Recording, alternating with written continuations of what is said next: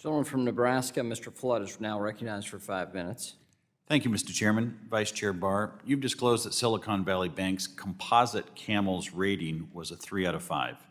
In response to Ranking Member Waters' question earlier, you disclosed that their liquidity rating was a much stronger 2 out of 5.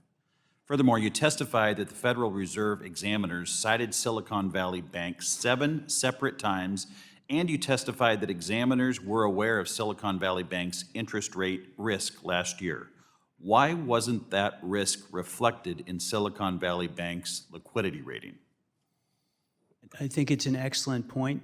One of the things we're looking at the review is, given the extent of difficulties, the problems the firm was having, how did the regulators come up with this particular, the supervisors come up with this particular approach? Its composite rating was not well managed, and its holding company rating was deficient, that is also not well managed. But it has a 2 for liquidity and it conditionally meets expectations for liquidity. And so we're trying to understand how that is consistent with the other material. I mentioned earlier, too, that I'm highlighting the liquidity and governance and interest rate risk findings, but there were many other findings at the firm that had not been addressed at the time they failed. And so the question is, why wasn't that escalated and why wasn't further action taken? I think it's a legitimate and fair question. Was that composite score, that composite CAMELS rating, ever downgraded in 2021 following the examiner's citations? I don't know the answer to what happened in 2021. The 2022 rating was the first time the firm had a composite rating for all of its activities as it entered the large and foreign banking organization group. Vice Chair Barr, was Silicon Valley Bank's liquidity rating ever downgraded following the examiner's citations in 2022, or is that the same issue as you just described with the large bank status, their liquidity rating? The overall rating for the firm, of which this would be a part, was done that summer. There was a process after that of looking at both liquidity risk and interest rate risk. And my understanding is, as part of the horizontal review that was being conducted at the beginning of 2023, the examiners were looking at, what was the appropriate level. Okay, every quarter the FDIC releases its quarterly banking profile.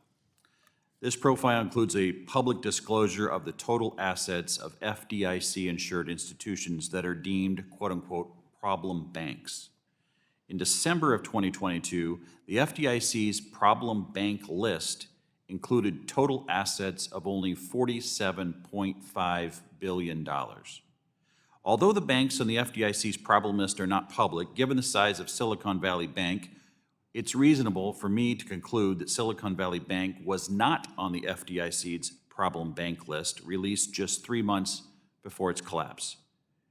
Mr. Chairman, given the several supervisory findings identifying various issues with Silicon Valley Bank's practices since 2021, including the issuance of matters requiring immediate attention from those supervisors, were those findings communicated to the FDIC?